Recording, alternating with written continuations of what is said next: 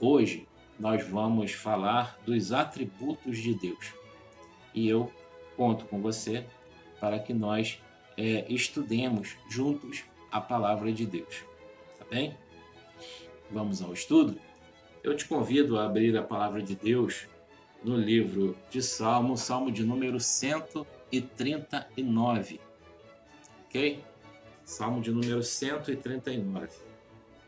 Nós vamos ler do verso 1 até o verso de número 7. Diz assim a palavra de Deus: Senhor, tu me sondaste e me conheces. Tu conheces o meu assentar e o meu levantar.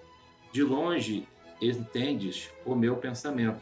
Cercas o meu andar e o meu deitar, e conhece todos os meus caminhos. Sem que haja uma palavra na minha língua, eis que, ó Senhor, tu conheces. Tu me cercaste em volta e puseste sobre mim a tua mão. Tal ciência é para mim maravilhosíssima, tão alta que não a posso atingir. Para onde me irei do teu espírito, ou para onde fugirei da tua face? A fim de aprofundarmos mais ainda o nosso conhecimento sobre a pessoa de Deus, nós vamos analisar os atributos de Deus. Nós vamos verificar como esses atributos de Deus atuam na sua própria essência e como eles, obviamente, interferem ou são interferidos pela nossa relação com ele. Tá bom? A base desse estudo ela se encontra na Bíblia de Estudo Pentecostal, editada pela CPAD em 1995.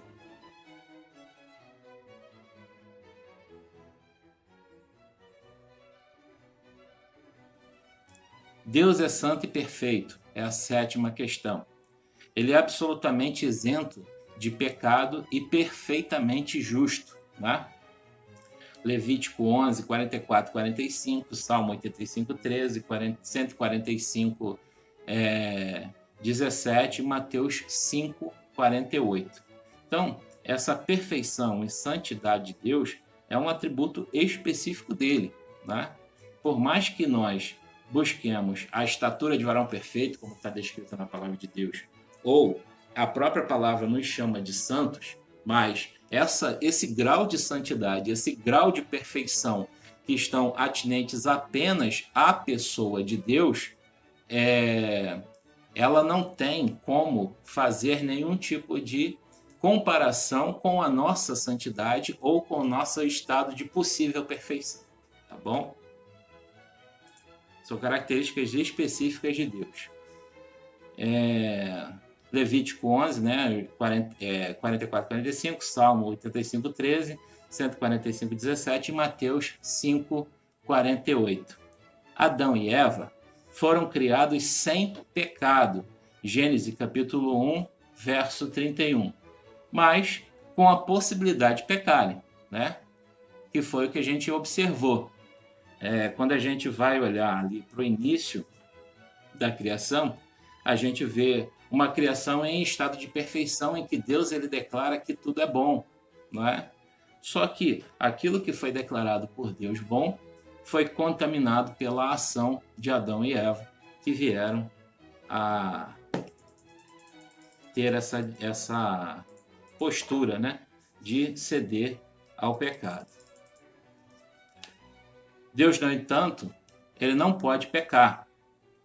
A gente vai ver isso em Números, capítulo 23, verso de número 19, 2 Timóteo 2,13, Tito 1,2 e Hebreus, capítulo 6, verso de número 18. Né? Deus ele não pode, não tem como Deus cometer pecados. Tá? Sua santidade ela inclui também a sua dedicação à realização dos seus propósitos e dos seus planos.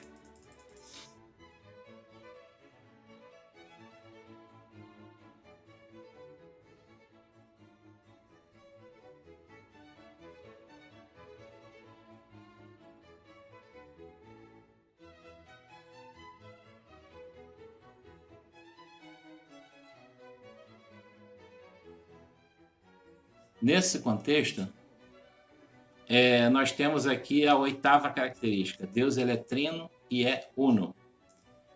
ele é um só Deus, como nós sabemos, né? Deuteronômio capítulo 6, verso número 4, Isaías 45, 21, 1 Coríntios 8, de 5 a 6, Efésios 4, 6 e 1 Timóteo capítulo 2, versos número 5. Então, Deus, ele é único, ele é um só Deus. Só que ele se manifesta em três pessoas, né? É o Pai, o Filho e o Espírito Santo.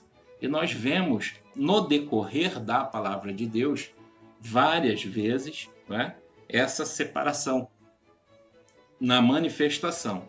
Ora se manifestando como Pai, ora se manifestando como Filho, né? Nós sabemos, é a pessoa de Jesus, e o Espírito Santo. Nós vamos, por exemplo, ver isso em Mateus 28, 19, 2 Coríntios capítulo 13, verso 14, 1 Pedro 1, 2, tá certo?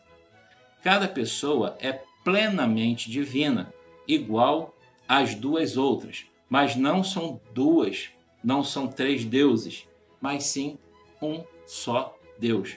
Mateus capítulo 3, verso 17, Marcos capítulo 1, verso de número 11. Ok? Então essa parte do estudo, ela foi para falar a respeito dos atributos exclusivos de Deus, tá? Agora vamos falar de moralidade, vamos falar de Deus no contexto moral, tá bom? Muitas características do Deus único e verdadeiro, especialmente os seus atributos morais, eles têm certa similitude ou similaridade com qualidades humanas, não é? Por que isso? Porque foi Deus que nos criou, tá? Nesse contexto de que Deus ele nos criou, a gente precisa entender que a essência de Deus, quando ele disse, né, vinde, façamos o homem a nossa imagem, conforme a nossa semelhança, né? Essa expressão de Deus, ela não falou somente naquilo que diz respeito à aparência, né, da criação, no caso do homem e da mulher, mas também tem relação íntima com aquilo que as nossas características morais. Então, nesse sentido, nós temos algum tipo de aparência com Deus, mas é evidente que todos os seus atributos existem num grau infinitamente superior ao que acontecem conosco. Por exemplo, embora Deus e o ser humano possam ter a capacidade de amar, né? Eu e Deus, você e Deus tenha a capacidade de amar, nenhum ser humano é capaz de amar com o mesmo grau e intensidade que Deus ama. Eu sempre faço uma pergunta. Imagine se você, no corredor da história, né, já que as pessoas gostam muito de usar essa expressão, no princípio, sabendo que o homem cometeria o pecado. Você, tendo o teu filho, você daria o teu filho, não é, pelo resgate dessas pessoas que só te fariam mal?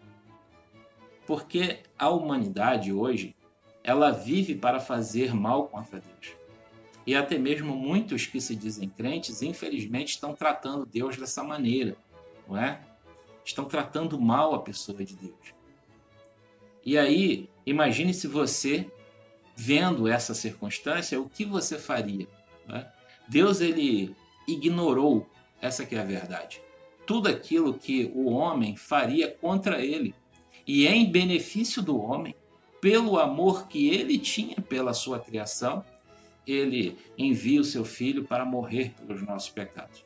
Então, neste sentido, e em outros tantos, nós podemos entender que Deus ele exerce amor numa evidência maior, muito mais ampla, muito mais irrestrita, muito mais complexa do que o homem poderia em toda a sua história de existência.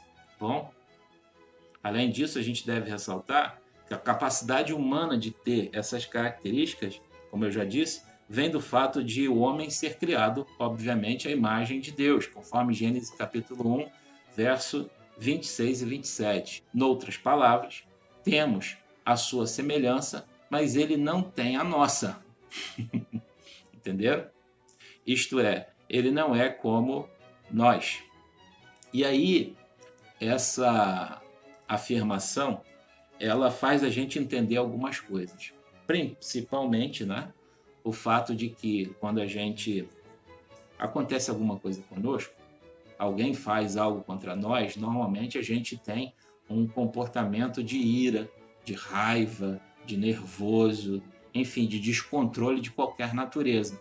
E o nosso sentimento imediato, não é? Pode ser o de tentar se vingar de alguma maneira, não é verdade? O que não acontece com a pessoa de Deus, que sabe efetivamente tudo que acontece, tudo que acontecerá em qualquer circunstância, e ele não tem esses, por assim dizer, arroubos juvenis que a humanidade demonstra, tá bom?